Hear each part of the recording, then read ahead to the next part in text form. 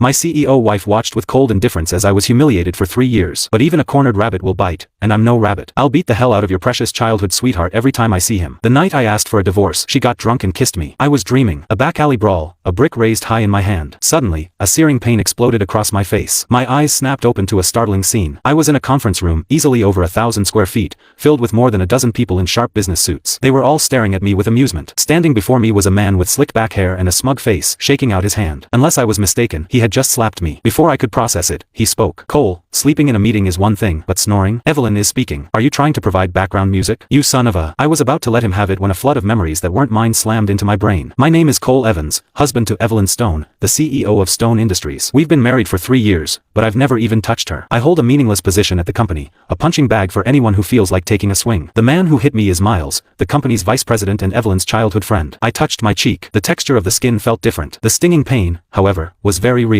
At the head of the table, Evelyn glanced at me, a flicker of a frown on her perfect face, before her eyes returned to the documents in her hand. She was undeniably beautiful. Paired with that icy demeanor, she was the quintessential ice queen. It was no wonder the original Cole had endured 3 years of misery just to be near her. Continue, she said calmly, her voice even. It was as if me getting slapped was of no consequence to her at all. Miles smirked, poking a finger into my chest. Next time, don't even bother showing up to embarrass yourself. His words were cut off by a sharp cry of pain. I had caught his jabbing finger and bent it back. Hard. Everyone in the room froze. The looks of amusement vanished, replaced by something else, something uncertain. Miles doubled over, his face turning a dark shade of purple. Let go. You son of a bitch. Let go of me. His yelling only made me squeeze harder. I watched the sweat bead on his forehead as I spoke, my voice low and steady. Mr. Miles, did no one ever teach you to keep your hands to yourself when you talk? At that moment, Evelyn looked up again, her voice laced with a clear warning. Cole. I glanced at her, then applied more pressure. Miles dropped to his knees with a pained gasp. A collective intake of breath echoed through the room. Then I let go. As Miles scrambled to get up, I kicked his shin, sweeping his legs out from under him. He collapsed to the floor in a heap. The conference room fell into a dead silence. Evelyn's expression finally changed. Those calm, placid eyes were now burning with fury as she stared at me. I met her gaze without flinching. Evelyn, if you can't keep your dog on a leash, I'll do it for you. Miles was still on the floor, more humiliated than he'd likely ever been in his life. His usually composed face was twisted with rage. He stammered, his lips trembling. You. The other executives finally snapped out of their shock. They looked like they wanted to scold me, as they usually would,